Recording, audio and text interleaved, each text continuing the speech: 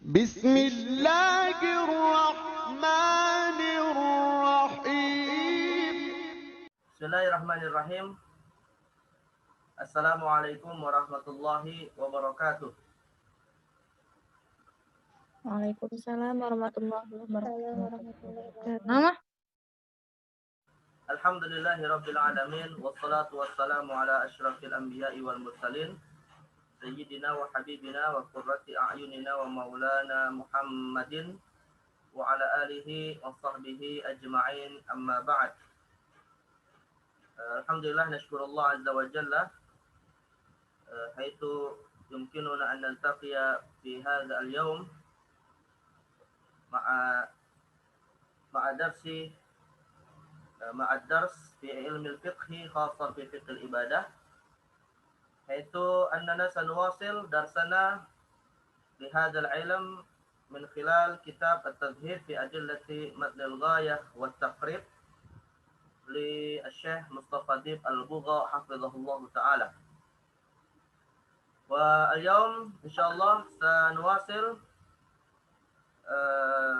ماذا درسنا عما يتعلق بكتاب الطهارة. ما زلنا في كتاب الطهارة، صح؟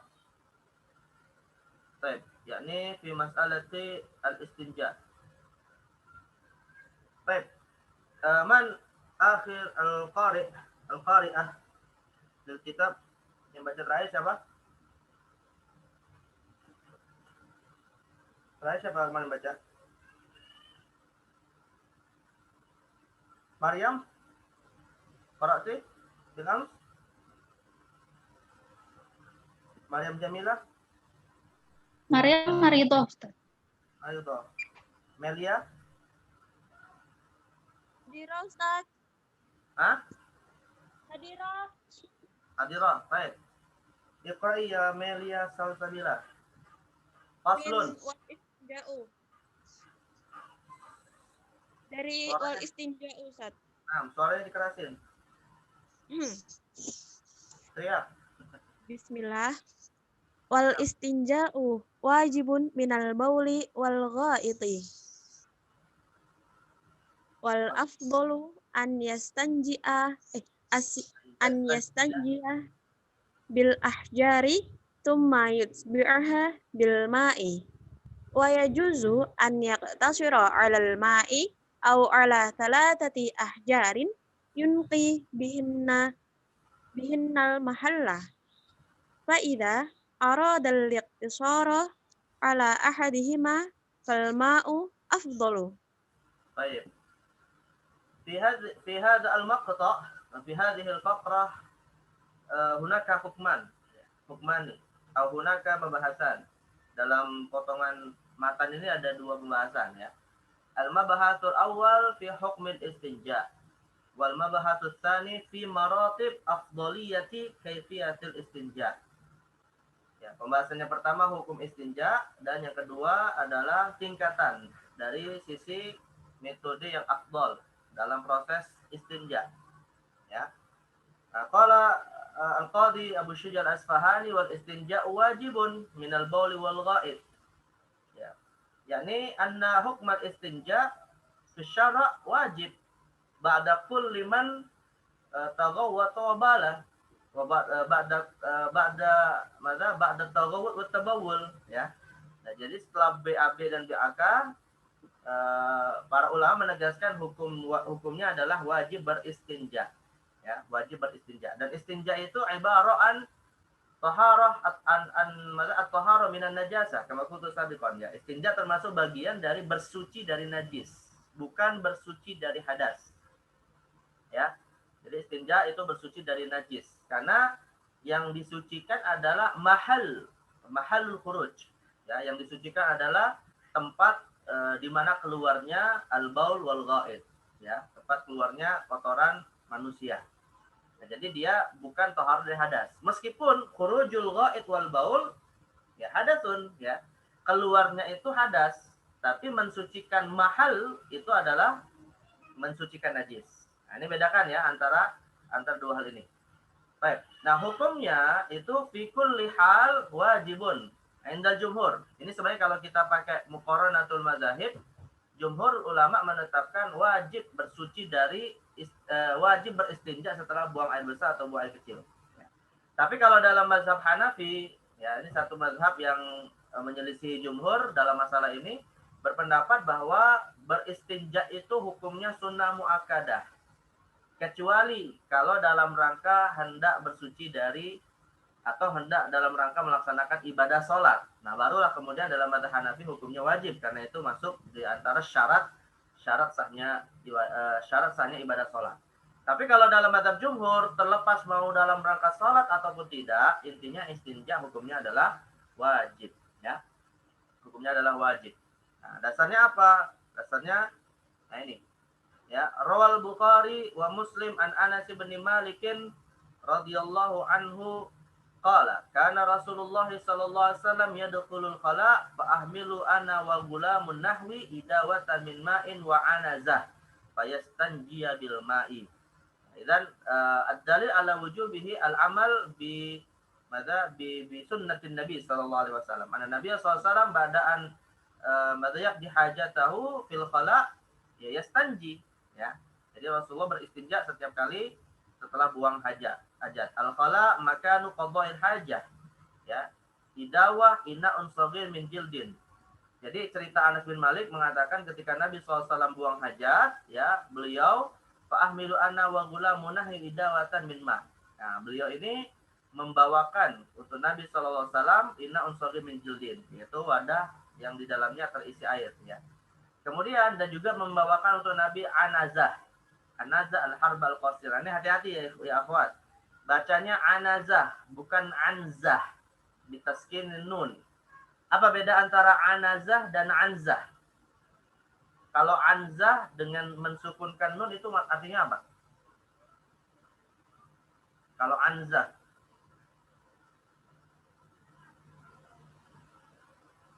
Ya akhwat. Kalau anzah dengan mensukunkan nun itu artinya apa? Gonam. Asyah, ya, atau ghanam. Betina ya sih. Yang masih kecil, ya. Nah, itu anzah. Tapi kalau anazah di fathin nun apa tuh ya? Anazah. Nah, itu al-harbah al-qasirah. Mana harbah? Al-harbah al-qasirah. Mana al-harbah? Harbah itu apa? Tombak kecil, ya. Jadi Anas bin Malik radhiyallahu anhu ini membawakan untuk Rasulullah tombak kecil dan air yang ada di wadah idawah tadi, ya. Jadi bukan membawakan seekor anak kambing, bukan, gitu ya. Nah, ini jangan salah memahami hadis ini, ya.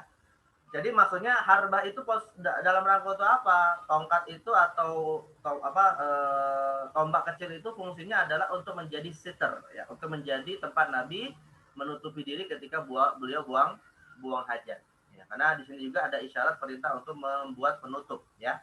Maka kemudian fayastanji bilma. Lantas setelah itu yataqallas min atharin najah bilma. Nabi bersuci dengan menggunakan air yang dibawa oleh Anas bin Malik serta satu orang bersama dengan Anas bin Malik tadi. Jadi ini dasar syariat istinja, ya, dasar syariat istinja. Min haitsul hukm idzan al-istinja wajibun min al-bauli wal ghaib, ya. Walakin min haitsu maratibul afdaliyah, adapun dari sisi keutamaan dalam melakukan istinja, maka al-martabah hunaka salah satu maratib, ada 3 tingkatan, ya. Al-martabatul ula wa huwal afdal an yastanjiya bil ahjari thumma yutbi'aha bil ma'. Nah, kalau yang pertama adalah menggabungkan antara menggunakan batu dan menggunakan air. Ya, dibersihkan dulu menggunakan batu, kemudian dibilas dengan menggunakan air. Nah, ini adalah al-martabah al-ula, ya. Tingkatan pertama yang paling afdal, ya. Tingkatan yang kedua, wal martabah ats-tsaniyah wa yajuzu an yaqtasira 'alal ma'. Nah, tingkatan yang kedua cukup menggunakan air saja tanpa harus menggunakan batu, ya. Kemudian yang ketiga, al martabatu tsalitsah au 'ala thalathati ahjarin yunqi bihinnal mahal. Atau menggunakan 3 batu, ya, 3 batu yang bisa mensucikan tempat keluarnya najis, ya. Faiza arada al-iktisar ala ahadihima fal mau afdal. Tapi kalau ingin mencukupkan antara air dan batu tadi, maka air lebih utama. Nah, ini menunjukkan tingkatan air itu kedua setelah gabungan antara air dan batu, dan baru yang terakhir yang ketiga menggunakan batu. Ya. Baik, apa istilah khusus untuk menyebut istinja dengan batu? Apa istilah khusus? Pernah dengar nggak istilah khusus dari menggunakan batu dalam proses istinja? Istijmar. Hah? Istijmar. Apa? Istijmar. Al-istijmar. Al-istijmar. Al-istijmar, ya. Jadi kalau kita ingin membedakan antara dua istilah ini bisa dikatakan begini. Setiap istijmar adalah istinja, tapi tidak setiap istinja adalah istijmar. Nah, itu perbedaan antara dua istilah ini ya. Dua-duanya istinja, tapi kalau untuk istinja bil hajar, nah itu secara khusus disebut istijmar. Dan istijmar termasuk istinja, tapi tidak setiap istinja disebut istijmar, ya. Mad dalil ala mada jawazi al-istinja bil hajar. وروى البخاري وغيره عن ابن مسعود رضي الله عنه قال أتى النبي صلى الله عليه وسلم الغائط فأمرني أن آتيه بثلاثة أحجار. الغائط المكان المنخفض من الأرض تقضي فيه الحاجة ويطلق على ما يخرج من الدبر.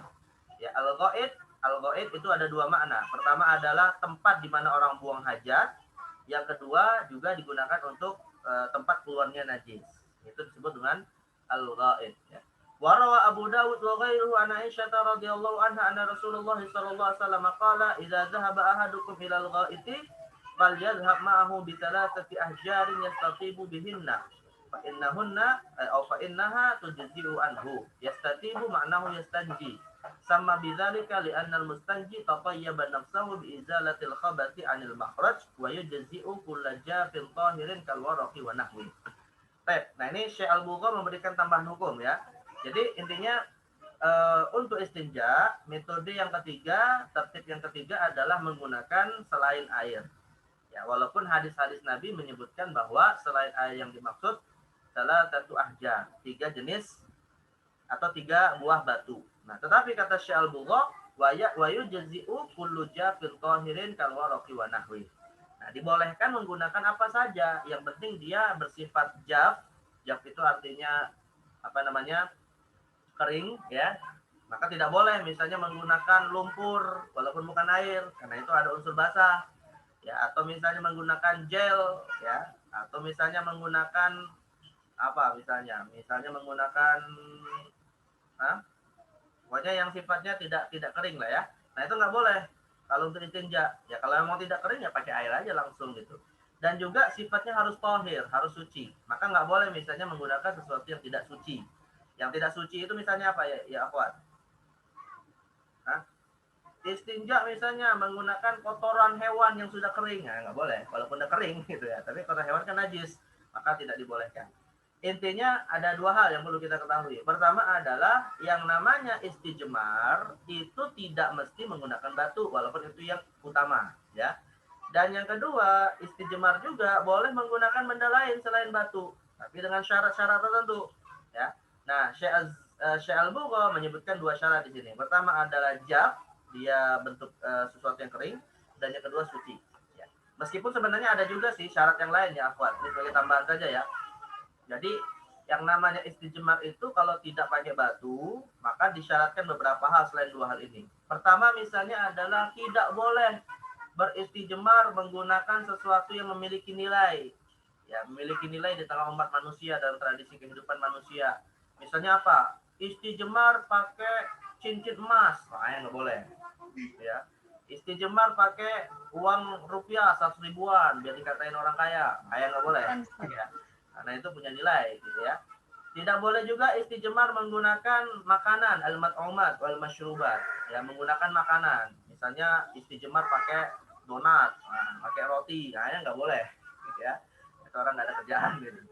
Ya, dan juga yang ketiga, tidak boleh istijmar itu menggunakan benda-benda yang dimuliakan dalam syariat. Bahkan bisa saja nanti menyebabkan murtad kalau menggunakannya untuk menghina Islam. Misalnya menggunakan lembaran mushaf Al-Quran. Nah, ini nggak boleh, ya.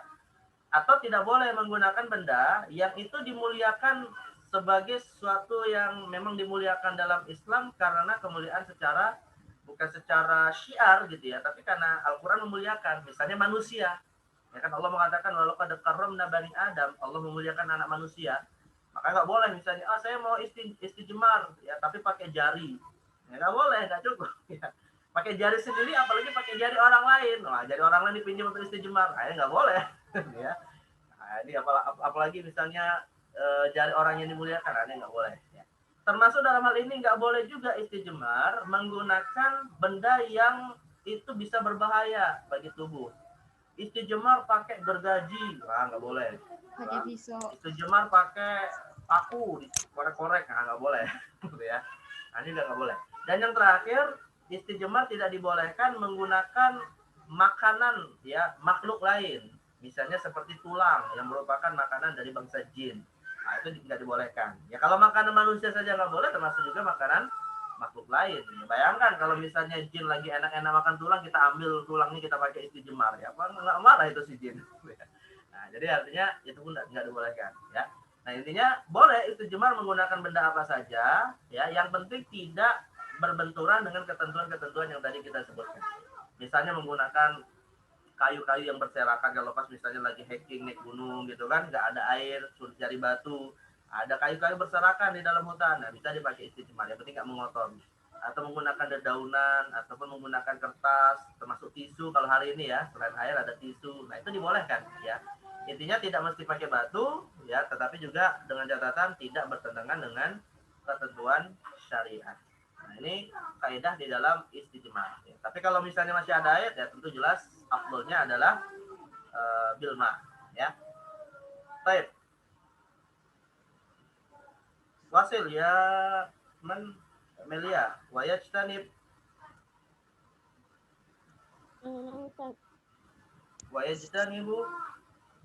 wa yajtanibu istiqbal al-qiblah wa istidbaraha fi syahra'i wa yajtanibu al-baula wal gha'idha fil ma'i ar-rakidi wa tahta asy-syajarati al-mutmirati wa fit tariqi wadh-dhilli wath-thuqbi wa la yatakallamu 'alal bauli wal gha'idi wa la yastaqbilu syamsa wal qamara wa la yastadbiruhuma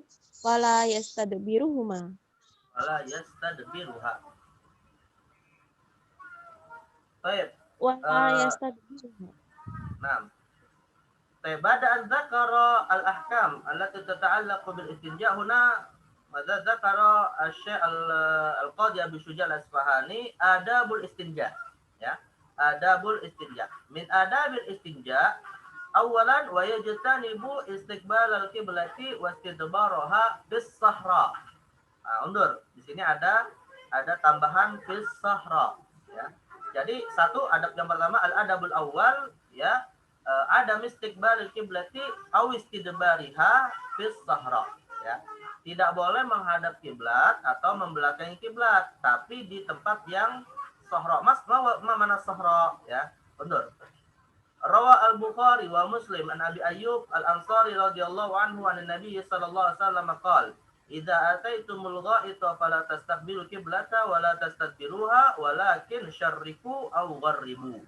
Jadi dalil bahwa tidak boleh menghadap dan membelakangi kiblat, hadis riwayat Bukhari Muslim ya. Nabi melarang fala tastaqbil qiblata wala tastadbiruha. Nah, tapi hadis ini bersifat mutlak, masih bersifat umum ya, tidak dibatasi di mana yang tidak boleh. Bagaimana kalau kita buang hajatnya di tempat yang tertutup, tapi posisi toiletnya itu menghadap kiblat misalnya, padahal tertutup gitu kan. Nah, maka di sini kata Syekh Al-Bugha wa khusadzalika bis-sahra wa ma fi ma'naha minal amkinati allati la satira fiha. Nah, jadi yang dimaksud larangan menghadap atau membelakangi kiblat itu kalau buang hajatnya di tempat yang terbuka seperti sahra ya, seperti di padang pasir misalnya ya, yang tidak ada satir, yang tidak ada penutup. Nah, itu. Tapi kalau kemudian tempatnya itu tertutup di kamar mandi misalnya, maka tidak dilarang untuk menghadap atau membelakangi kiblat. Apa dasarnya? Wa dalilut taksis, ya. Dalil pengkhususan kalau buang hajatnya di tempat yang tertutup boleh untuk menghadap atau membelakangi kiblat. Marwal Bukhari wa Muslim wa ghairuhuma an Ibnu Umar radhiyallahu anhu maqal irtaqaitu fawqa dhahri baiti Hafsata li ba'di hajati fara'aitun nabiyya sallallahu alaihi wasallam yaqdi hajatahu mustaqbilal qiblati mustaqbilas syam. Jadi kata Ibnu Umar, ya, tanpa sengaja ini beliau menaiki rumah Hafsah, karena Hafsah kan adalah saudarinya Ibnu Umar, ya, dan sekaligus istri Rasulullah Hafsah ini. Nah, jadi ketika beliau menaiki rumahnya Hafsah untuk suatu keperluan, tanpa sengaja Ibnu Umar menyaksikan Rasulullah buang hajat, membelakangi kiblat, menghadap Syam. Berarti kan bertentangan dengan larangan Nabi di awal. Nah, maka hadis ini menjadi taksis bahwa amal Rasulullah itu maksudnya adalah dalam rangka buang hajat di tempat yang tertutup, maka boleh menghadap atau membelakangi. Tapi kalau di tempat yang terbuka, maka hukum asalnya tetap tidak dibolehkan. Nah, mana qala Syalbugho, ya, haula al-jam'u bainal haditsain فحمل الأول على المكان غير المعد لقضاء الحاجة وما في معناه من الأماكن التي لا ساتر فيها وحمل الثاني على المكان المعد وما في معناه جمعا بين الأدلة. Hadis yang pertama, riwayat Abu Ayyub Al-Ansari itu untuk melarang menghadap atau membelakangi kiblat di tempat yang memang bukan untuk orang buang hajat, di tempat terbuka tadi, ya. Tapi kalau hadis Ibnu Umar, maka itu maksudnya adalah untuk di tempat yang tertutup. Artinya boleh menghadap kiblat atau membelakanginya. Jam'an bainal adillah. Karena dua dalil ini seakan kontradiksi. Maka cara mengkompromikannya meletakkan sesuai dengan konteksnya masing-masing. Hadis yang melarang itu kalau buang hajat di tempat yang terbuka. Hadis yang membolehkan itu kalau buang hajat di tempat yang tertutup. Ya. Wala yakhlu al-amru an karahatin fi ghairi mu'iddi ma'a wujudis satir.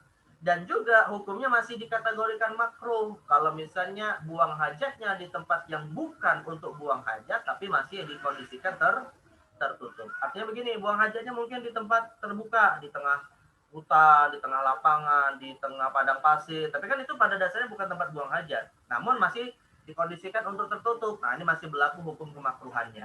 Ya, hukum makruhnya masih berlaku.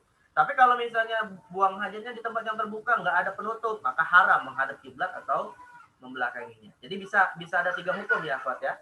Ada 3 hukum terkait dengan menghadap kiblat atau membelakanginya dengan 3 konteks yang berbeda. Kalau buang hajatnya di tempat yang terbuka dan tidak ada satir, maka hukumnya haram menghadap dan membelakangi kiblat. Kalau buang hajatnya di tempat yang terbuka tapi bisa membuat satir dan masih menghadap kiblat, maka hukumnya makruh. Tapi kalau buang hajatnya di tempat yang tertutup, ya, tempat yang tertutup, maka jelas, dan itu bukan tempat yang tempat yang memang dibuat untuk buang hajat, maka hukumnya mubah untuk buang hajat menghadap atau membelakangi kiblat. Nah, ini cara mengkompromikan dua dalil yang seakan kontradiksi dalam riwayat Abu Ayyub Al-Ansari dan riwayat Ibnu Umar. Dan secara sanad dua-duanya sahih, riwayat Imam Bukhari dan riwayat Imam Muslim. Nah, maka dengan cara dikompromikan seperti itu. Baik, sebagai ziyadah, sebagai tambahan, ya, ada yang tahu tidak apa hikmahnya? Kenapa kok kita tidak boleh menghadap kiblat atau membelakangi kiblat saat buang hajat di tempat yang terbuka? Ada yang tahu nggak? Apa alasan? Apa hikmah? Bukan alasannya. Apa hikmahnya? Ya, Akhwat, ada yang tahu hikmahnya nggak? Kenapa kita dilarang buang hajat di tempat yang terbuka atau tertutup? Di tempat yang terbuka menghadap kiblat. Karamatu Baitul Haram. Aroma. Baik. Zakara ba'dul ulama. Ya, hadhihi hikmah. Betul. Ada sebagian ulama yang berpendapat li karamati Baitillahil Haram. Tapi ini al-illah ad-dhaifah. Ini alasan yang lemah. Kenapa alasan ini lemah? Karena kalau sebabnya adalah karamah, ya apa bedanya di tempat yang terbuka dengan yang tertutup? Sama-sama juga menghadap kiblat. Ya, artinya sama-sama memuliakan juga walaupun di tempat yang tertutup. Nah, ada hikmah lainnya yang lebih kuat, kata Imam Taqiyuddin Al-Hisni, ya, dalam syarah atas kitab matan takrib juga, tapi beliau punya syarah namanya Kifayatul Akhyar fi halli ghayatil ikhtisar. Ya, beliau menyebutkan hikmah ini, tapi ini hikmah yang dianggap lemah karena nggak beda antara di dalam tempat tertutup atau di tempat yang terbuka. Nah, ini apa yang mengkhususkan kok di tempat yang terbuka dilarang, tapi di tempat yang tertutup tidak dilarang? Itu kenapa alasannya yang lebih kuat? Ada nggak yang tahu? Ada yang pernah dengar nggak? Nah, nanti kalian baca dari kitab Kifayat Akhyari. Alasannya kata beliau adalah untuk menghormati saudara kita dari bangsa jin yang sedang beribadah. Karena begini ya, akhwat, bangsa jin itu termasuk ibadah sholat nggak kalau dia muslim? Termasuk nggak? Ya. Nah, kalau jin itu ibadah sholat, mungkin nggak dia ibadah sholatnya itu di tengah lapang? Mungkinkah dia sholatnya di dalam hutan? Mungkin nggak? Mungkin. Bisa jadi. Ya, mungkin itu bisa jadi. Ya. Tapi mungkin nggak dia sholatnya dalam toilet? Tidak. Enggak. Karena mereka termasuk yang mukallaf dalam syariat Nabi Muhammad. Kalau kita dilarang sholat di dalam toilet, ya mereka juga dilarang, gitu kan? Karena mereka juga termasuk bagian dari umat Muhammad, ya. Nah, jadi artinya kalau mereka sholat di toilet nggak mungkin dan masih memungkinkan sholat di tengah lapang, maka kalau ada seorang manusia yang lagi buang hajat ya di tengah lapangan, nah maka tidak boleh menghadap kiblat dalam rangka menghormati mereka, yaitu bangsa jin yang lagi sholat tadi. Bayangkan aja, walaupun kita nggak bisa melihat mereka gitu ya, karena kita tertutupi kondisinya. Bayangkan kalau pas kita lagi buang hajat menghadap kiblat, depan kita ada jin lagi sujud, tiba-tiba dia ngangkat kepala, dan kita tadi buang hajat menghadap kiblat. Kira-kira apa yang dilihat oleh jin itu ketika dia mengangkat kepala? Apa coba? Ya kalau nggak kubur kita, dubur kita. Karena posisinya kiblat, gitu kan? Tapi kalau misalnya posisi kita tidak menghadap kiblat, ketika dia mengangkat kepala saat sujud misalnya, maka yang paling tidak terlihat adalah posisi di samping kita, ya di posisi paha kita yang bisa saja tertutupi oleh kain. Nah, itu tidak sampai mengganggu dia dalam ibadah. Jadi artinya karena ada kemungkinan makhluk lain yang kita tidak tahu itu sedang beribadah di tempat yang terbuka itu, gitu. Nah, maka tidak boleh menghadap atau membelakangi kiblat, ya, karena akan mengganggu mereka. Nah, jadi intinya ini alasan kenapa, atau ini hikmah kenapa dilarang kalau di tempat yang terbuka, tapi tidak dilarang kalau di tempat yang tertutup. Karena kalau di tempat yang tertutup nggak akan ada hamba Allah lainnya yang beribadah di situ, karena itu tempat yang tidak boleh dipakai untuk beribadah sholat. Ya. Baik. Dan hada al-adabul awal. Al-adabul tsani wa yajtanibul baula wal gha'ita fil ma'ir raqid. Ya. Nah, adab yang kedua, tidak boleh buang hajat di tengah air yang tidak mengalir.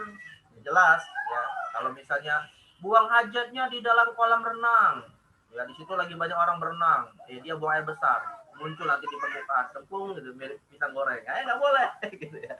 Nah, itu pasti ganggu mereka gitu kan, apalagi buang air kecil dan seterusnya, tentu nggak boleh gitu ya, karena khawatir terhirup oleh saudara muslim kita yang menggunakannya dan seterusnya. Nah, ini malah membuat bahaya dan bahkan ya termasuk menyakiti, masuk dalam bab la dharara wala dirar, ya membahayakan orang lain. Nah, tapi secara khusus dasarnya apa? Rawa Muslim wa ghairu an Jabir radhiyallahu anhu anin Nabi sallallahu alaihi wasallam annahu naha an yubala fil ma'ir raqidi wat taghawwud akbah utai. Jadi hadisnya sampai sini ya. Rasulullah SAW melarang buang air kecil di tempat air yang tidak mengalir, al-ma'ur raqid. Nah, Syekh Al-Bugha menambahkan wat taghawwutu akbaha wa aula bin nahyi. Ya, wa nahyu lil karaha. Dan sedangkan kalau buang air kecil aja tidak boleh, apalagi buang air besar. Karena itu tentu lebih jelek gitu ya, lebih akbah gitu. Wa nahyu lil karaha. Tetapi para ulama berbeda pendapat ini. Larangannya itu apa? Apakah hukumnya makruh atau hukumnya haram? Nah, dalamnya ada dua pendapat. Ada yang mengatakan larangannya itu hukumnya adalah lil karohah, makruh saja. Ada juga yang mengatakan larangannya adalah lit tahrim. Atau bisa jadi begini, hukumnya adalah makruh kalau air yang tadi tidak mengalir nggak dipakai oleh orang lain, bisa saja makruh. Tapi hukumnya menjadi haram kalau ada kemungkinan air itu digunakan oleh orang lain. Nah, itu maka bisa dua kemungkinan hukum seperti itu. Ya. Baik, ini al-adabut tsani. Al-adabut tsalis ya, wa yastanibu al-baul wal ghaib tahta syajarah. Ya, dilarang buang air besar atau air kecil di bawah pohon asyajarah al-mutmirah, di bawah pohon yang sedang atau yang memiliki buah atau yang sedang berbuah, ya. Nah, ini nggak boleh. Kenapa nggak boleh ya, Tolibat? Ya kalau buahnya jatuh kan jadi nggak ada manfaatnya nanti. Jatuh, plek, kena kotoran manusia. Ya, siapa yang mau makan gitu ya. Jadi itu malah membuat buah itu tidak termanfaatkan. Nah, ini yang menjadikannya terlarang ya. Wa fit tariqi wadzil, juga terlarang di tengah jalan yang biasa dilalui oleh manusia. Nah, tentu karena mengganggu, dan juga wadzil. Ma mana zil? Ma mana adzil? Hah? Adzil itu maknanya adalah tempat yang biasa manusia jadikan untuk apa? Berteduh. Dia apa namanya? Berteduh, adil ya. Jadi adil itu di bawah pohon, walaupun nggak ada buah nih, nggak ada buah, tapi dia dipakai untuk berteduh, atau di halte bus misalnya. Nggak boleh buang hajat di halte bus ya, karena itu tempat orang biasanya ngumpul berteduh di situ. Nah, ini tidak dibolehkan ya. Baik. Apa dasarnya? Rawa Muslim wa ghairuhu an Nabi Hurairah radhiyallahu anhu anna Nabiy sallallahu alaihi wasallam qala ittaqul la'anaini. Qalu wa man la'anani ya Rasulullah?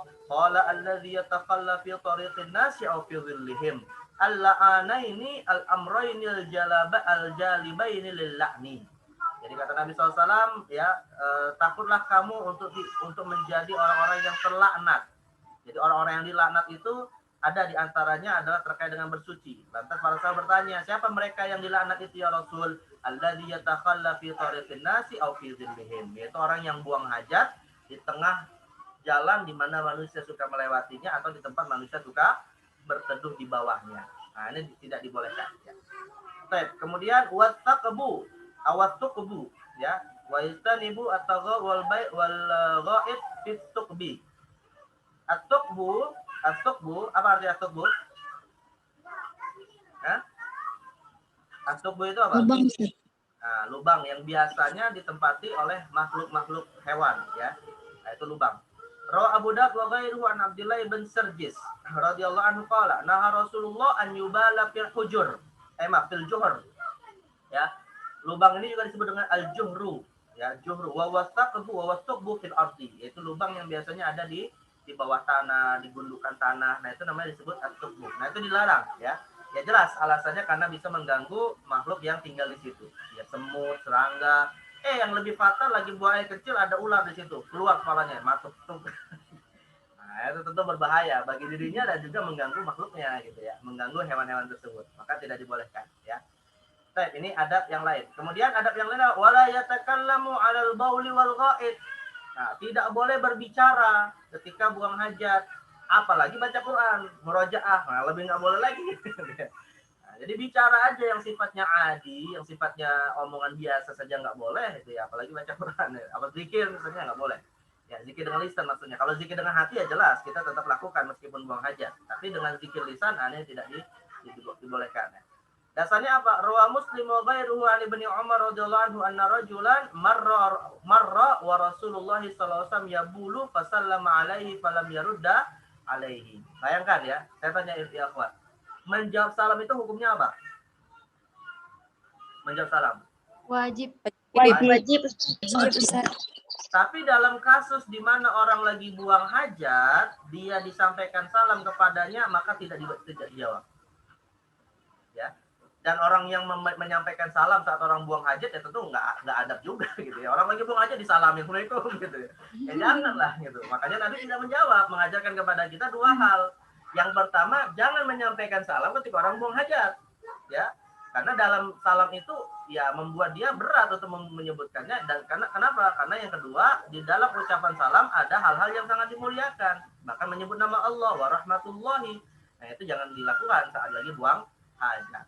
Maka menunjukkan tidak boleh mengucapkan kata-kata dalam saat buang hajat. Terlebih kalau itu adalah zikir menyebut nama Allah Subhanahu wa taala. Wa rawa Abu Dawud wa ghairuhu an Abi Sa'id radhiyallahu anhu qala sami'tu an-nabiy sallallahu alaihi wasallam yaqul la yakhrujur rajulani yadribanil gha'ita kashifaini an awratihima yatahaddatsan fa inna Allah azza wa jalla yamkutu ala dzalika ya yadriban ya'tiyani yamkutu yadhab. Nah ini hadis yang lain dasarnya ya. Rasulullah melarang dua orang laki-laki atau pokoknya dua orang manusia yang mereka ini buang hajatnya bersamaan. Nah, di satu sisi bersamaan, di sisi yang lain tempatnya terbuka, ya saling melihat satu sama lain, ngobrol. Nah, jadi sambil buang hajat ngobrol gitu ya, ini nggak boleh. Nanyain kabarnya, gimana kabar keluargamu? Buang hajat itu. Nah ini nggak dibolehkan gitu ya. Nah, kenapa? Fa inna Allah azza wa jalla yamkutu ala dzalika. Allah akan memurkai perbuatan tersebut. Nah, jadi berbicara nggak boleh. Nah, ini sering kali ya, akhwat kita kadang sering dapat ini. Ya, aku nggak tahu kalau di akhwat ya. Kadang kalau di ikhwan itu misalnya di mall-mall gitu ya, tempat buang air kecil itu biasanya kan berdekatan. Ya, antara kalau di akhwat saya nggak tahu gitu. Nah, biasanya kadang karena buang air kecilnya bersama dengan teman-temannya masih sambil ngobrol gitu. Nah, ini nggak dibolehkan, ya. Jadi ya selesaikan hajatnya, nah setelah itu baru kalau mau ngobrol ya silakan aja. Nah, jadi jangan kemudian berbicara saat buang hajat karena itu termasuk adabnya. Tab wala yatakallam al bauli wal ghaib wala yastaqbilu syamsa wal qamara wala yastadbiruhuma. Dan kemudian adab yang lain tidak menghadap matahari dan bulan atau membelakanginya. Zakara Nawawi fil Majmu' anna al-haditsa al-musta'nas bihi fi hadha dha'if bal huwa batil. Wa anna sahih al-masyhur annahu yukrahu al-istiqbal duna al-istidbar. Qala al-Khatib fil Iqna' wa hadha huwal muhtamad. Faedah nanti tambahan ya. Nah, jadi hadis tentang masalah larangan menghadap dan membelakangi matahari dan bulan ini dikatakan oleh Imam Nawawi dalam kitab Al-Majmu' adalah hadis yang dhaif, bahkan batil. Tapi yang masyhur adalah makruh menghadap matahari dan bulan tanpa membelakanginya. Tapi yang jadi pertanyaan begini, apa sih yang dimaksud buang hajat kok menghadap matahari? Emang bisa orang buang hajat menghadap matahari, naik ke atas gitu? Ya, ada nggak orang buang hajat sambil badannya turun ke atas gitu? Ya bisa saja, mungkin bisa saja ada orang yang buang hajatnya sambil tidur karena suatu sebab tertentu misalnya kan. Nah, akhirnya dia menghadap ke atas, maka tidak boleh kalau langsung terbuka menghadap ke matahari atau ke bulan, harus di atasnya ada penutup. Misalnya ada orang yang sakit di atas pembaringan ya kan, buang hajatnya kadang pakai apa? Istilahnya itu kateter ya, dia pakai kateter apa kateter? Biasanya pakai selang gitu ya. Nah, maka orang yang seperti ini kan pasti dia menghadap ke atas ketika buang hajat. Nah, itu kalau misalnya mesti seperti itu tidak boleh langsung dalam kondisi terbuka langit dan matahari dan bulan, gitu ya. Harus ada penutupnya. Nah, tapi kalau membelakanginya kata Imam Nawawi itu tidak ada masalah. Begitu juga disampaikan oleh Imam Al-Khatib Asy-Syirbini dalam kitab Al-Iqna' fi Halli Al-Qadhi bi Syuja'. Ya. Baik. Nah, tambahan ya akhwat, tambahan faidah. Yastahibbu liqadil haja an yaqul al-adhkar wal ad'iyah allati thabatat an Rasulillah sallallahu alaihi wasallam qabla dukhulil qala wa ba'da al-khuruj minhu. Nah, disunahkan ya membaca doa-doa dan zikir-zikir sebelum masuk ke kamar ke toilet atau setelah selesai hajat dan keluar dari toilet. Fa yaqulu qabla dukhul bismillahi Allahumma inni a'udzubika minal khubuthi wal khaba'ith. Al-khubus jamu khabith wal khaba'ith jamu khabitha wal muradu dukhulus syayatin wa inatuhum. Ya. Rawahul Bukhari wa Muslim wa Tirmidzi. Wa ba'dal khuruj yaqul ghufranaka alhamdulillahilladzi adhaba 'anil adza wa 'afani alhamdulillahilladzi adzaqani ladzatahu wa abqa fiyya quwwatahu wa dafa'a 'anni adzahu. Ya. Nah, ini doa-doa yang disunnahkan untuk dibaca ya. Rawah Abu Dawud, Tirmidzi wa Ibnu Majah wa Tabrani. Ya, biasanya sih kalau misalnya nggak hafal yang panjang, cukup minimal membaca bismillah kalau mau masuk, atau membaca ghufrana ketika mau keluar. Tapi kalau misalnya bacaan yang lain juga bisa dihafal, atau misalnya gini pas kebelet gitu kan, pas kebelet nggak sempat baca Allahumma inni a'udzubika minal khubuthi wal khaba'is ya, sampai takut keluar, ya udah baca bismillah aja. Nah, ini jadi disunahkan itu, dan keluarnya membaca minimal ghufrana ya. Nah, ini dari sisi tambahan kesunahan dalam buang hajat. Baik. Faslun. Ya, lanjut. Al-an ba'da Melia Miftah. Miftah Putri Ramadhani. Lanjut. Miftah maujudah? Hah? Lanjut. Nusaibah Mardatillah. Nusaibah maujudah? Ya, Nusaibah. Lanjut. Baik, Qanita Rumaisah Ramadhani. Qanita maujudah? Iya Ustaz. Qanita. Baik, fadhal ya Qanita. Fadhal iqra'i faslun. Faslun. Waladzi yang kudul Kudu. Enggak usah di ikhfa. Ini bukan Al-Qur'an. Yan kudul wudu'a sitatu asya'a ma kharaja minas sabi apa ini? Minas sabilaini wan naumu ala ghairi hayatil mutamakkini wa zawalul aqli bisukri au marodi.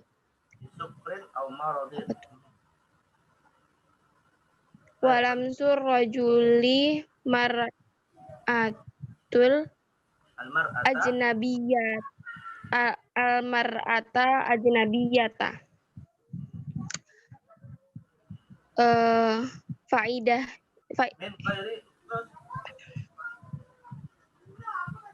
min ghairi halaman berikutnya. Terus min ghairi ha'il wa masu ha'ilin min ghairi ha'ilin wa masu farjil adami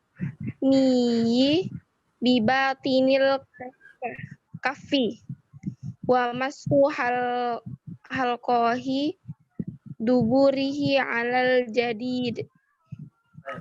Faslun waladzi yujibul gusla sitatu asya. Alas yakfiki ya. Oke. Wanita. Baik.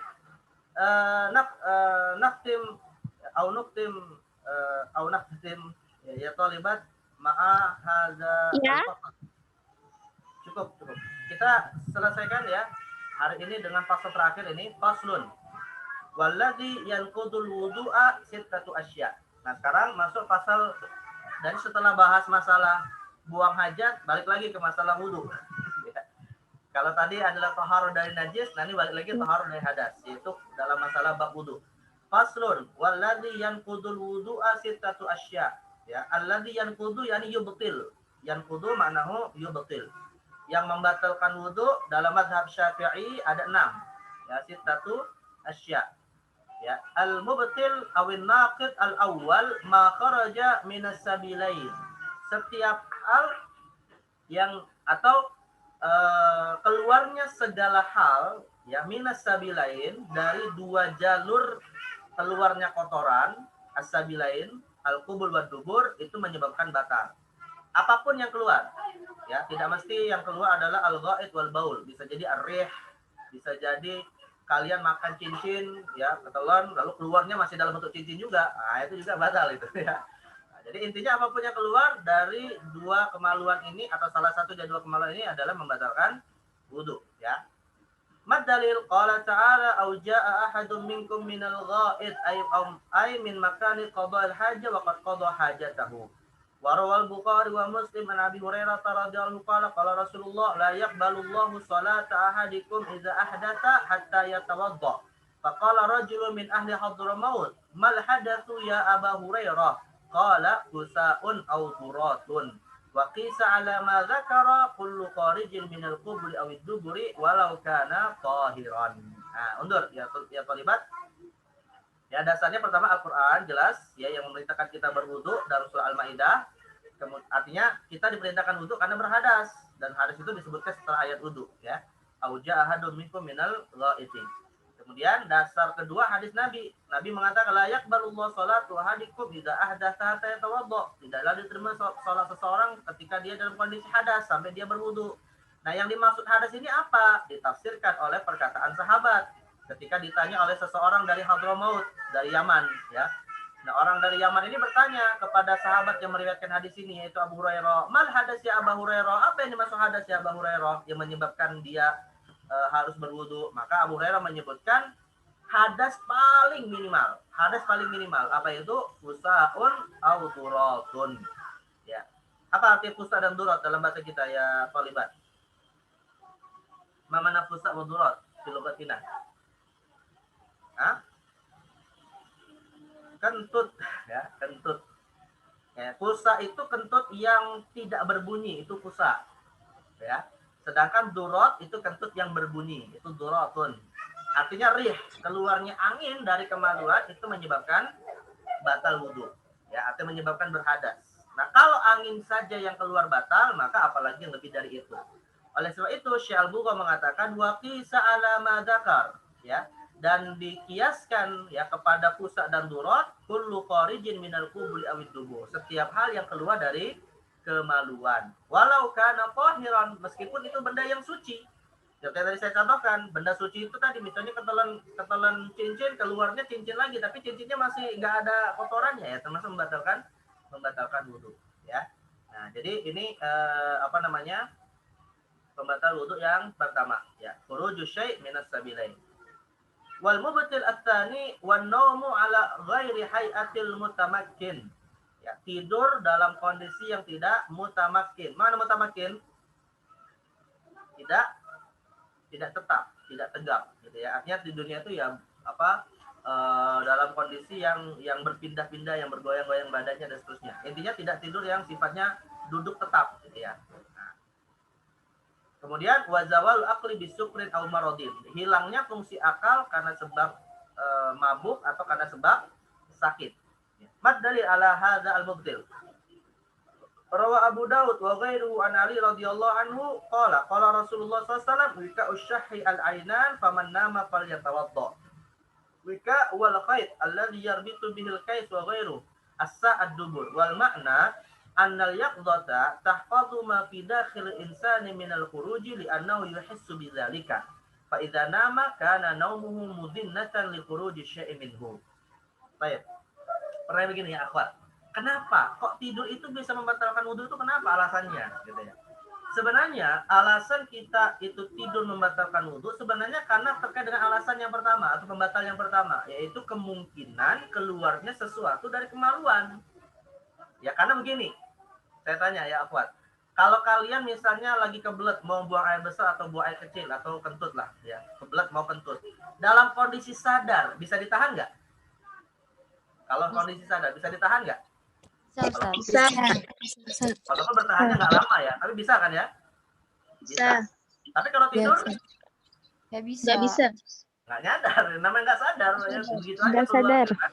Nah, jadi karena itulah tidur itu termasuk pembatal wudhu karena dia pada dasarnya mazinnah li khuruji syai'in minal qubul awid dubur, yaitu kondisi yang memungkinkan sekali keluarnya sesuatu dari kemaluan. Maka dia sebenarnya terkait dengan hukum yang pertama, pembatal yang pertama, ya. Maka Nabi mengatakan wika usyahi al-ainan, pengunci keluarnya sesuatu dari kemaluan itu, dari dubur itu adalah mata. Paman nama falyatawaddo. Maka kalau dia tertidur hendaknya mengulangi wudhu. Artinya tidurnya itu membuat dia tidak sadar, yang akhirnya tidak bisa mengekang ya keluarnya sesuatu dari duburnya tadi. Nah, ini yang jadi alasan kenapa tidur itu membatalkan. Tetapi ya tidak semua tidur itu membatalkan wudhu. Karena ada tidur yang membuat dia bisa mengekang untuk tidak keluar sesuatu. Artinya maafnya duburnya kemudian tertekan sehingga dia tidak mengeluarkan sesuatu. Dan inilah yang disebut dengan an-naumul mutamakkin. Tidur yang posisinya tegak. Nah, bentuk posisi tegak itu bagaimana? Tidur dalam kondisi duduk. Kalau kita duduk gitu ya, walaupun tertidur, mata kemudian tertidur, kepala kemudian goyang-goyang, tapi kan posisi maafnya dubur kita masih tertekan dengan tanah atau tertekan dengan lantai. Nah, itu bisa membuat tidak keluar sesuatu dari kemaluan. Nah, tidur yang seperti ini tidak membatalkan wudhu, ya. Wal mutamakkin huwallazi yanamu wa qad wada'a ilyatayhi 'alal ardi. Nah, orang yang disebut tidurnya itu mutamakkin adalah dia tidur dengan meletakkan ilyatayhi, yaitu dua pantatnya itu tadi di atas lantai, hingga menekan untuk tidak keluar sesuatu bihaitsu la yaqa law lam yakun mustanidan ila syai'in wala yantaqidu wudu'uhu li'annahu yuhissu bima yakhruju minhu, ya.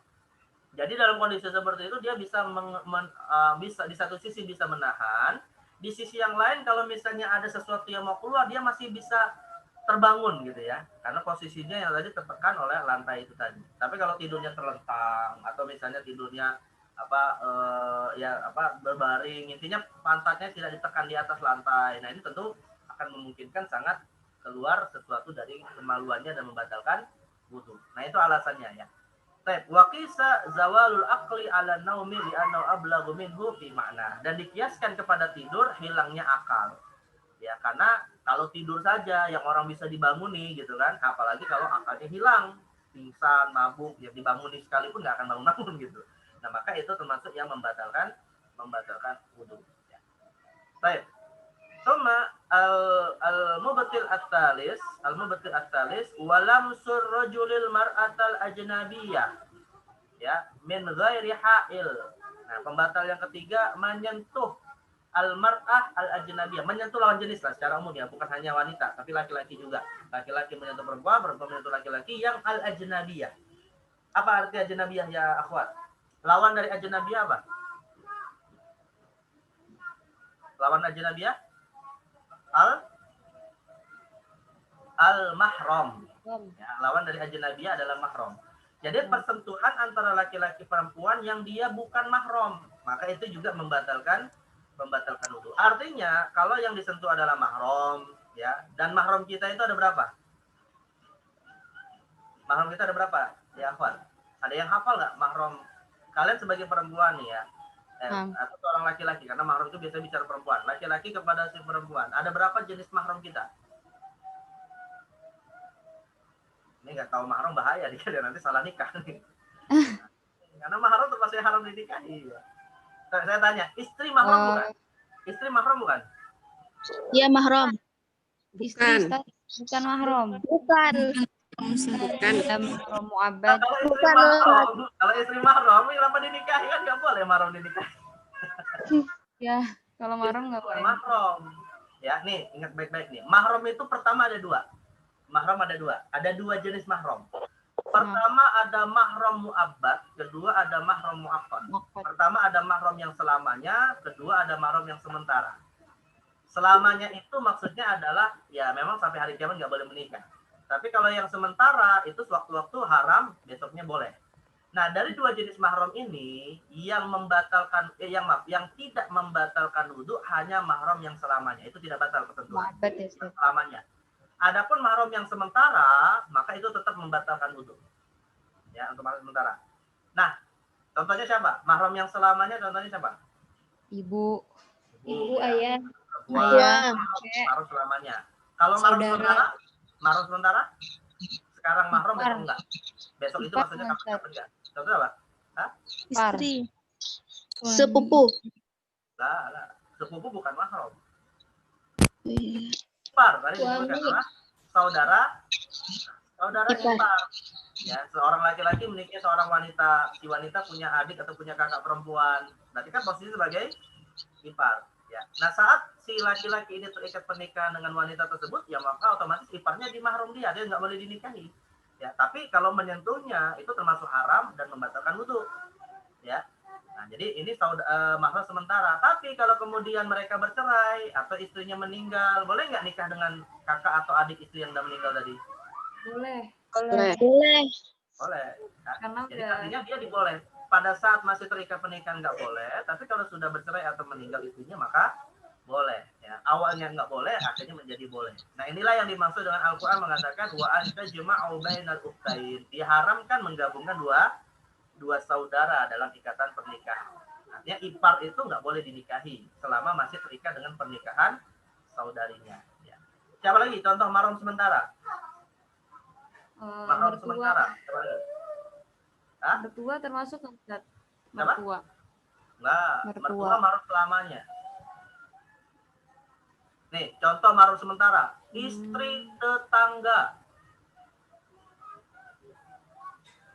Istri tetangga. Istri tetangga, mahram sementara. Kenapa? Kenapa istri tetangga mahram sementara? Ya karena dia punya suami. Boleh nggak nikahin istri seorang wanita yang punya suami? Nggak boleh. Ya nggak boleh. Tapi kalau suaminya sudah meninggal atau suaminya bercerai, dia bercerai, boleh nggak dinikahin? Boleh. Boleh. Belum juga, tunggu iddahnya selesai dulu. Karena dia ada iddah. Catatan aja kan Ustaz gitu. Tapi kalau setelah iddah baru boleh dinikahi. Artinya selama dia terikat dengan pernikahan orang lain nggak boleh, gitu ya. Nah, tapi kalau dia kemudian bercerai atau meninggal suaminya, maka boleh dinikahi. Itu namanya mahram sementara. Ya, hari ini mahram, besok tidak. Tapi saya tegaskan, mahram sementara ini hukumnya sama seperti wanita asing. Nggak boleh bersentuhan, ya, kemudian tidak boleh melihat auratnya, tidak boleh berjalan bersama, tidak boleh berkhulwat. Itu sama hukumnya seperti wanita asing pada umumnya. Tapi kalau untuk mahram yang selamanya, nah ini yang perlu mungkin karena terkait dengan pembatal wudhu. Mahram yang selamanya ini ada 3. Mahram yang selama ini ada 3 jenis atau ada 3 sebab. Sebab yang pertama karena sebab pernikahan, karena sebab nasab. Mahram yang kedua karena sebab pernikahan, dan yang ketiga karena sebab persusuan. Ya. Nah, kalau dari sebab nasab, maka mahram yang dari sebab nasab ini ada 5 ikatan kekerabatan. Kita ini ya, kalau kita hitung nih ya, Akhwat, ada 6 kekerabatan kita.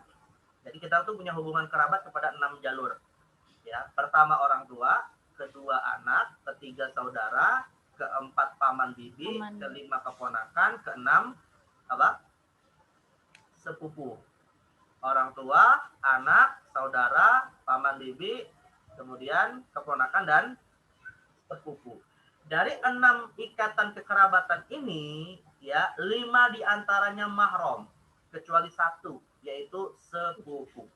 Sepupu bukan mahram, ya. Tapi orang tua, anak, saudara, paman bibi, keponakan, nah itu mahram. Cuma 1 yang bukan mahram, yaitu apa? Sepupu. Sepupu itu siapa? Anak paman atau anak bibi. Nah itu bukan mahram. Ya, itu sepupu bukan mahram. Maka kalau kita kemudian menyentuh 5 ikatan kekerabatan tadi, orang tua, anak, saudara, paman bibi, dan keponakan, tidak membatalkan wudhu. Ya, tapi kalau menyentuh sepupu membatalkan wudhu. Termasuk membatalkan wudhu istri atau suami karena bukan mahram. Apalagi yang disentuh istri orang lain, lebih bukan mahram lagi. Ya, apalagi suami orang lain, lebih bukan mahram lagi. Nah, jadi istri sendiri batal, apalagi istri dan suami orang lain. Ya, baik. Nah, yang kedua adalah karena sebab pernikahan. Nah, kalau sebab pernikahan tadi yang seperti yang ditanyakan, mertua, menantu, ya, anak tiri, anak tiri, ibu tiri, ada 4. Mertua, menantu, anak tiri, dan ibu tiri. Anak tiri itu apa? Ya berarti anak tiri itu adalah anak bawaan dari istri, dari suami yang lain. Ibu tiri itu siapa? Ibu tiri itu adalah bapak kita punya istri tapi bukan ibu kandung, ya. Nah, itu namanya ibu tiri. Itu semua mahram, ya, dari sisi sebab pernikahan. Dan dari sebab persusuan ada 2. Dari sebab persusuan ada 2. Pertama adalah ibu susuan, dan yang kedua adalah setiap wanita yang diberikan ASI oleh si ibu susuan itu, meskipun nggak punya hubungan kekerabatan dengan si ibu. Ya. Nah, ditambahkan pada dasarnya sih persusuan itu cuma 2 ini saja, ya, ibu susuan dan saudari persusuan, ya. Tapi ada kaidah mengatakan yahrumu minar radha'ati kama yahrumu minan nasab. Diharamkan dari sebab persusuan sebagaimana diharamkan dari sebab nasab. Maka dari ibu persusuan menjadi mahramlah, ya, 5 kekerabatan yang tadi sudah kita bahas, yaitu orang tua, anak, paman bibi, saudara, dan keponakan selain sepupu. Ya, tapi wanita-wanita yang juga diberikan ASI walaupun bukan kerabat dari ibu susuan itu juga ikut menjadi mahram. Nanti kalian bacalah dalam surat An-Nisa ayat 21 sampai 25. Nah, itu detail Allah sebutkan masalah mahram. Hurrimat alaikum ummahatukum wa banatukum wa akhwatukum wa ammatukum wa khalatukum wa banatul akhi wa banatul ukhti wa ummahatukum wa ummahatun nisa dan seterusnya, ya. Baik, al-muhim lamsur rajul al-mar'at al-ajnabiyah min ghairi ha'il. Yang kedua syaratnya min ghairi ha'il, persentuhannya busyra ala busyra, langsung kulit antar kulit. Ya, tapi kalau misalnya tersentuh pakaian ya ini enggak batal wudu. Tapi kalau antar kulit itu membatalkan wudu. Mad dalil ala hadzal mubtil qauluhu ta'ala fi ayatil wudu aw lamastumun nisa. Ai lamastum kama fi qiraah. Ya, termasuk membatalkan wudu menyentuh wanita, maksudnya wanita yang ghairul mahram, ya. Baik. Wa massu farjil adami bi batinil kaffi. Pembatal yang kelima adalah menyentuh kemaluan ya, kubul manusia. Nah, menyentuh kemaluan manusia, adami ya. Maka kalau menyentuh kemaluan bukan manusia enggak batal. Kalian misalnya lagi meras susu sapi, enggak batal. Pas kesentuh kemaluannya gitu ya, atau menyentuh kemaluan kucing nggak batal. Tapi yang disentuh kalau kemaluan manusia walaupun masih kecil ya, misalnya kalian punya teman bawa bayi, nah, bayinya kalian pegangin kemaluannya, kalian istilahnya itu diwawi kalau bahasa orang Jawa itu dicebokin ya, maka batal itu wudunya meskipun masih kecil ya. Jadi ini seluruh manusia apapun umurnya menyentuh kemaluannya itu batal, tapi dengan syarat batalnya kalau yang tersentuh adalah batinul kaf, termasuk kemaluan sendiri ya. Batinul kaf itu apa? Nih, telapak tangan yang di depan yang kita buka begini itu namanya batinul kaf. Tapi kalau misalnya tersentuhnya begini ya, atau misalnya maafnya kalau ada orang gatal garuk pakai siku gitu ya, nah ini nggak batal wudunya. Karena yang batal cuma kalau tersentuh telapak tangan dalam. Ya, adapun yang luar atau misalnya lengan atau misalnya siku, nah ini tentu enggak membatalkan wudunya. Baik, rawal khamsah wa sahahu Tirmidzi an Busra binti Safwan radhiyallahu anha anna Nabiy sallallahu alaihi wasallam qala man massa dzakarahu fala yusalli hatta yatawadda. Ya, barang siapa menyentuh kemaluannya maka janganlah dia salat sampai dia berwudu kembali. Wa fi riwayat lin-Nasa'i wa yatawadda min masjid dzakar. Fayashmalu dzakara nafsihi wa dzakara ghairihi wa inda Ibnu Majah Ummi Habibah radhiyallahu anhu man massa farjahu falyatawadda fayashmalu dzakar wal untha kama yashmalu qubul wad dubur. Nah, jadi menyentuh kemaluan ini secara mutlak ya, apakah kemaluannya sendiri atau kemaluan orang lain, apakah kemaluan laki-laki atau kemaluan perempuan ya, lintas umur. Nah, itu semua membatalkan wudu secara mutlak.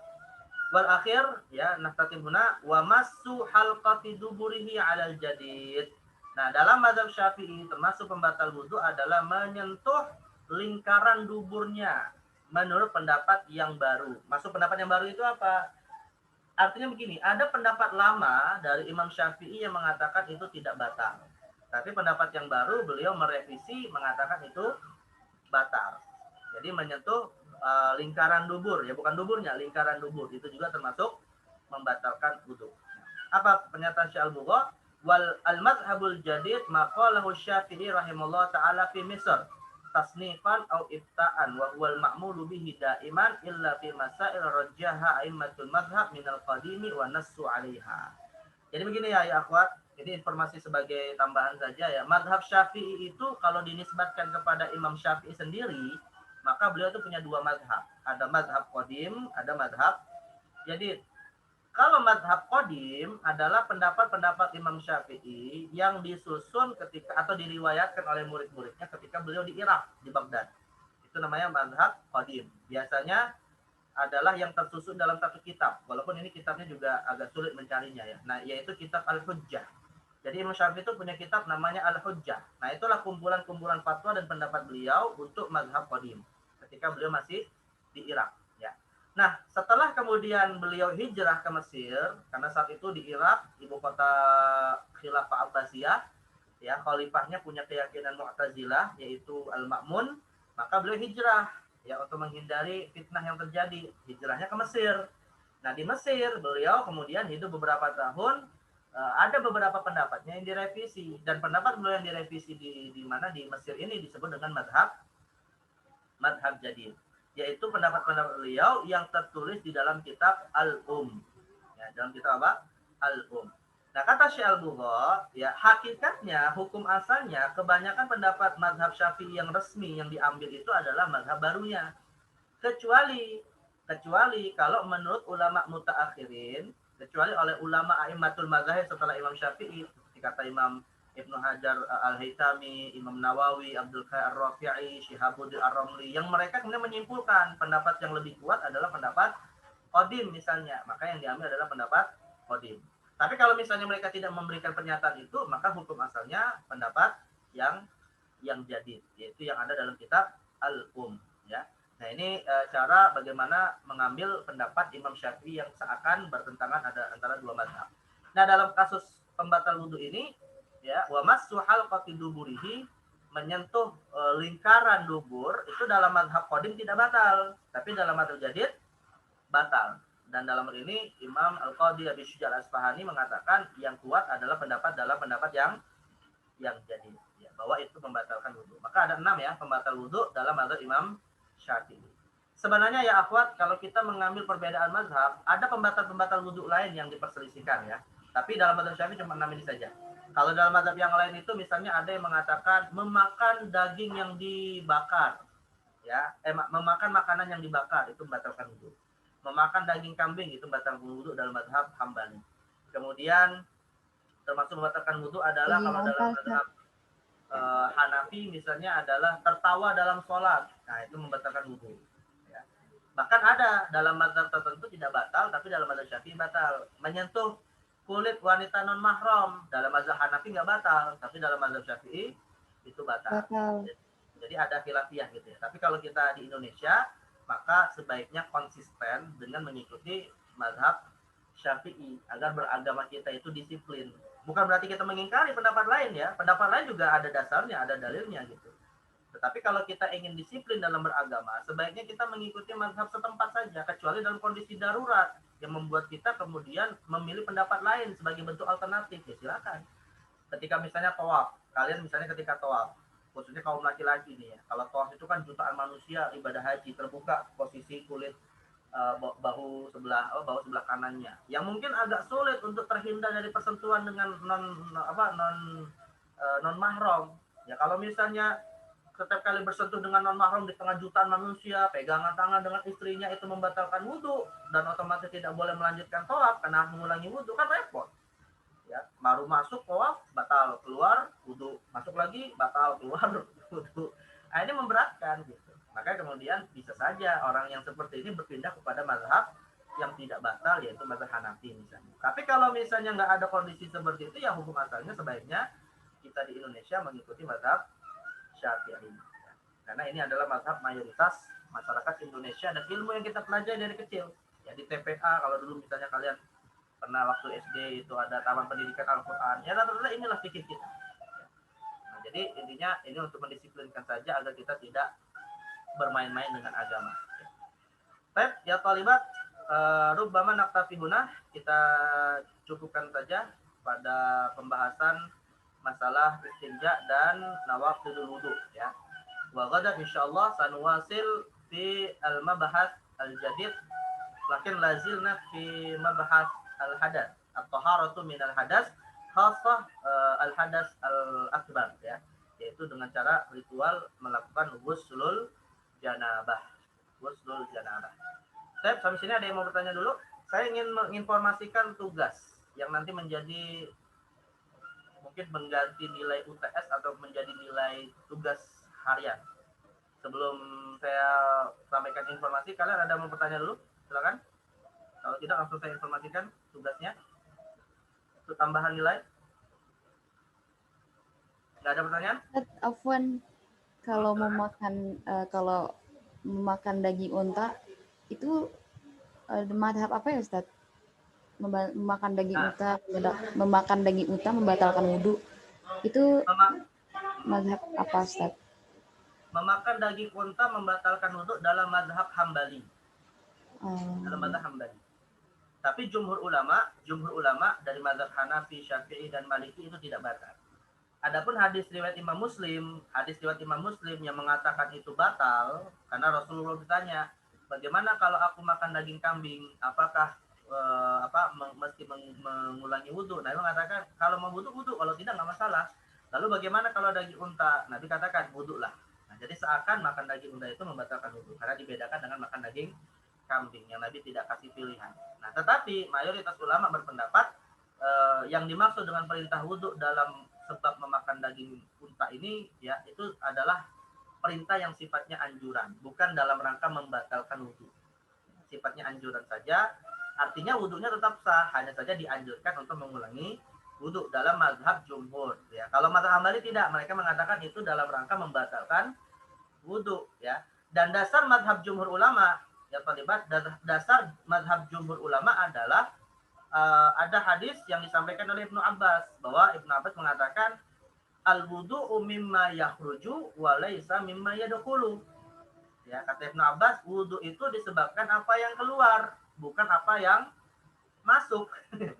Jadi apa yang keluar itulah yang membatalkan wudu, tapi kalau apa yang masuk nggak membatalkan wudu. Nah, itu menurut pendapat Sayyiduna Ibnu Abbas. Maka ini yang jadi dasar jumhur ulama mengatakan hadis-hadis yang seakan mengatakan memakan sesuatu membatalkan wudu itu sifatnya adalah anjuran untuk mengulangi wudu, tapi hakikatnya wudunya tidak batal.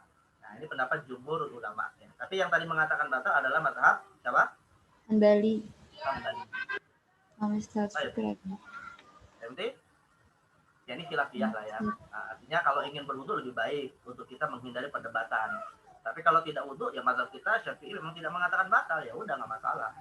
Yang penting tidak saling mengingkari perbedaan itu. Baik, soal akhir.